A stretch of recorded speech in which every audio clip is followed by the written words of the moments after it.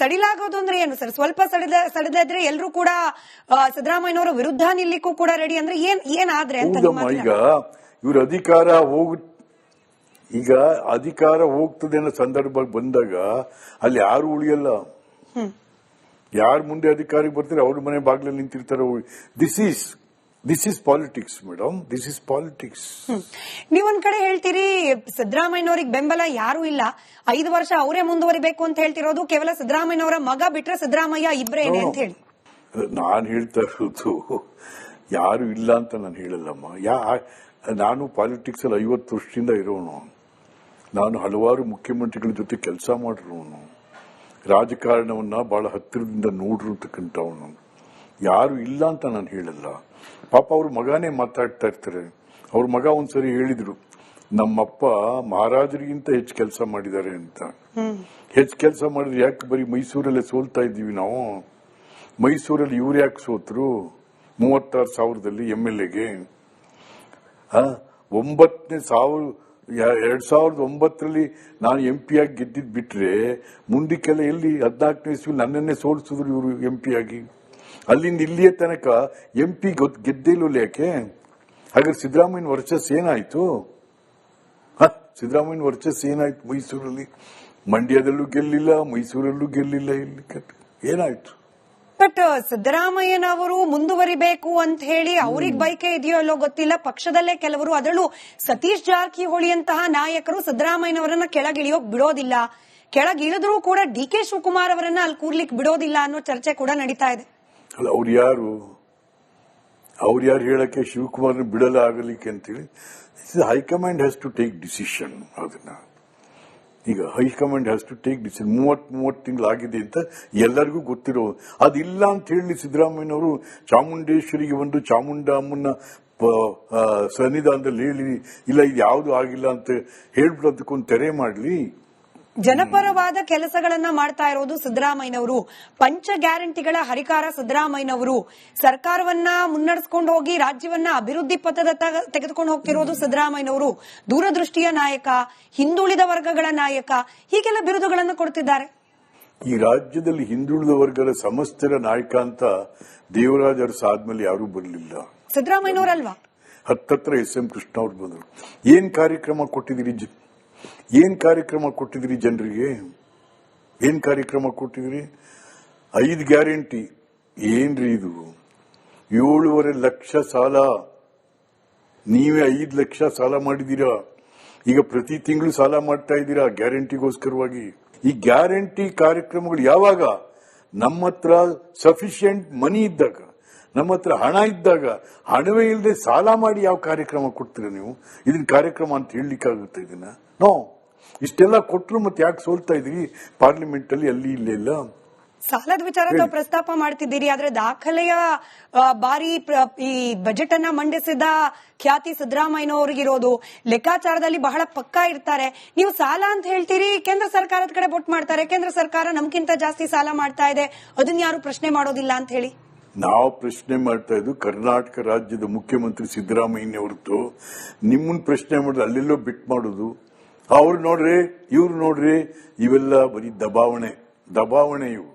ನಿಮ್ಮದ್ ಕೇಳ್ತಾ ಇದೀವಿ ಮಿಸ್ಟರ್ ಸಿದ್ದರಾಮಯ್ಯ, ನೀವೆಷ್ಟು ಸಾಲ ಮಾಡಿದಿರಿ? ನೀವು ಬಂದ್ಮೇಲೆ ಎಷ್ಟು ಸಾಲ ಆಯ್ತು? ಈಗ ಪ್ರತಿ ತಿಂಗಳು ಸಾಲ ಮಾಡ್ತಾ ಇಲ್ವಾ? ಸಂಬಳ ಕೊಡಕ್ ಒಂದೊಂದ್ಸರಿ ಸಾಲ ತರ್ತಾ ಇಲ್ವಾ?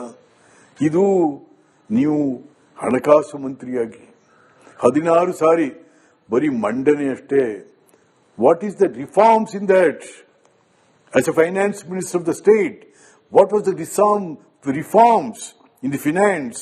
ಅಯ್ಯೋ, ಎಂತೆಂಥವ್ರು ಫೈನಾನ್ಸ್ ಮಿನಿಸ್ಟ್ರಿಗಳು ಈ ರಾಜ್ಯದಲ್ಲಿ ಬಂದಂತವ್ರಿ, ಗೋರ್ಪಡೆ ಅಂತವ್ರು. ಅಯ್ಯೋ ದೇವ, ನೀವು ಮಂಡನೆ ಮಾಡಿದೀರ ಅಷ್ಟೇ. 90% ಅಷ್ಟು ಸಾಲ ಸಿದ್ದರಾಮಯ್ಯನವ್ರು ಬಂದ್ಮೇಲೆನೆ ಹೆಚ್ಚಾಗ್ತಿರೋದು ಅಂತ ಹೇಳಿ ಮೊನ್ನೆ ತಾವು ಹೇಳಿಕೆ ನೀಡ್ತೀರಿ. ಹೌದು, it's a fact. Black and white ಅಲ್ಲಿರುವಂತದ್ದು. ಹೀಗೆ ಮುಂದುವರೆದ್ರೆ ಕೇವಲ ಸರ್ಕಾರವನ್ನೆಲ್ಲ ರಾಜ್ಯವನ್ನೇ ಮುಳುಗ್ಸ್ ಹೋಗ್ಲಿಕ್ಕೆ ಸಿದ್ದರಾಮಯ್ಯನವರು ರೆಡಿ ಆಗ್ಬಿಟ್ಟಿದ್ದಾರೆ ಅನ್ನೋದು ತಮ್ಮ ಅಬ್ಸರ್ವೇಷನ್. ಯಾಕೆ ಹೀಗೆ ಹೇಳಿದ್ರಿ ಅಂತ? ಅದೆಲ್ಲ ಈಗ ಕಾಂಗ್ರೆಸ್ ಬಾಗ್ಲಾಕ್ಸೋಗೋದು ಗ್ಯಾರಂಟಿ. ಇವರು ಯಾವ ಕಾಂಗ್ರೆಸ್ ಇವ್ರನ್ನ ಕರ್ಕೊಂಬಂದು ಕಾಂಗ್ರೆಸ್ ಬಂದ್ ದಿವಸದಿಂದ ಅಧಿಕಾರದಲ್ಲಿದ್ದಾರೆ.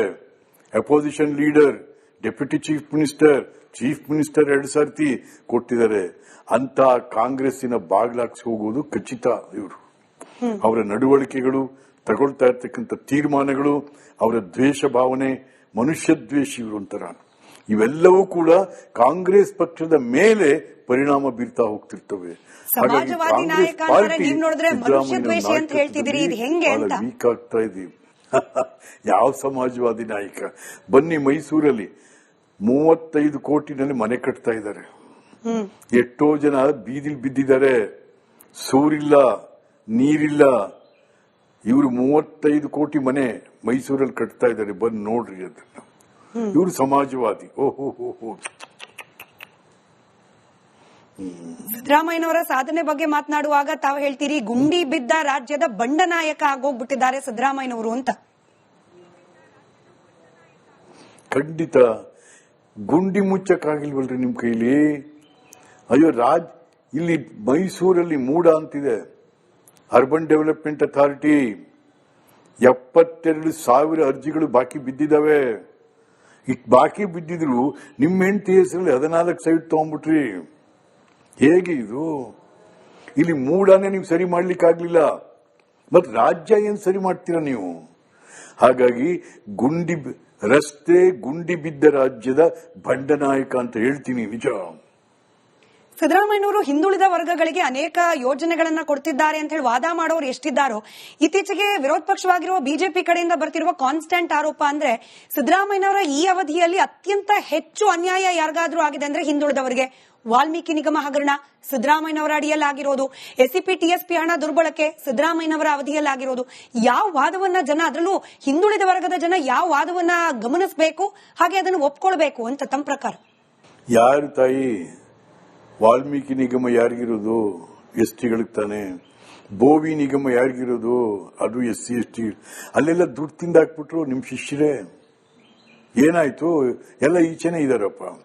ಎಷ್ಟು ಹಗರಣಗಳು, ದಿನಾ ಒಂದೊಂದು ಹಗರಣ ಈಚೆಗೆ ಬರ್ತಾ ಇದ್ದೀವಲ್ಲ. ಇದು ನಿಮ್ ನಾಯಕತ್ವನಾ? ನಮ್ಮ ನಾಯಕತ್ವನಾ ಇದು? ನೋ. ಬಟ್ ಎಲ್ಲೊಂದ್ ಕಡೆ ಸಿದ್ದರಾಮಯ್ಯನವರು ಕೆಳಗ್ ಇಳಿಲಿಕ್ಕೆ ಸಿದ್ಧರಿಲ್ಲ ಅನ್ನೋ ಮೆಸೇಜ್ ಪದೇ ಪದೇ. ಈ ಅಭಿವೃದ್ಧಿ ಬಗ್ಗೆ ನೀವೇನೇ ಹೇಳ್ಬೋದು, ಸಾಲ ಸೌಲಭ್ಯ ಬಗ್ಗೆ ಹೇಳ್ಬೋದು, ಹಿಂದುಳಿದ ವರ್ಗಗಳ ಬಗ್ಗೆ ಹೇಳ್ಬೋದು, ಬಟ್ ಅಧಿಕಾರ ಅಂತ ಬಂದಾಗ ಯಾಕೆ ಬಿಟ್ಕೊಡ್ಬೇಕು ಅನ್ನೋ ಮನಸ್ಥಿತಿಗೆ ಸಿದ್ದರಾಮಯ್ಯನವರು ತಲುಪಿದ್ದಾರಾ ಅನ್ನೋ ಅನುಮಾನ. ಹೈಕಮಾಂಡೇ ಒಂದ್ ವೇಳೆ ಹೇಳಿದ್ರು ಕೂಡ ಬಿಟ್ಕೊಡ್ಲಿಕ್ಕೆ ಸಿದ್ಧರಿಲ್ಲ ಅನ್ನೋ ಮೆಸೇಜೇ ಪಾಸ್ ಆಗ್ತಿದ್ಯಾ ಅಂತ. ಹೈಕಮಾಂಡ್ ಇಂತ ಯಾರು ದೊಡ್ಡವರಿಲ್ಲಮ್ಮ. ಕಾಂಗ್ರೆಸ್ನಲ್ಲಿ ಹೈಕಮಾಂಡ್ ದೊಡ್ಡದು. ಯಾವತ್ತು ಹೈಕಮಾಂಡ್ ದುರ್ಬಲ ಇರಲ್ಲ. High command is always high command. It's never be a low command. ಒಂದು ವೇಳೆ DK ಶಿವಕುಮಾರ್ ಅವರಿಗೆ ಪಟ್ಟ ಕಟ್ಟೋ ನಿರ್ಧಾರ ಹೈಕಮಾಂಡ್ ನಿಂದ ಬಂದ್ರೆ ಸಿದ್ದರಾಮಯ್ಯನವರು ಸುಮ್ನೆ ಇರ್ತಾರ? ಸುಮ್ನೆ ಇರಿ ಅಂತ ಹೇಳ್ತಾರೆ. ಸುಮ್ನೆ ಇರಲ್ಲ ಅಂದ್ರೆ ಕುಡ್ದಾಡಪ್ಪ ಅಂತಾರೆ. ಏನಂತ ಅದಕ್ಕೇನು? ಅದು ಸುಲಭ ಇಲ್ಲ.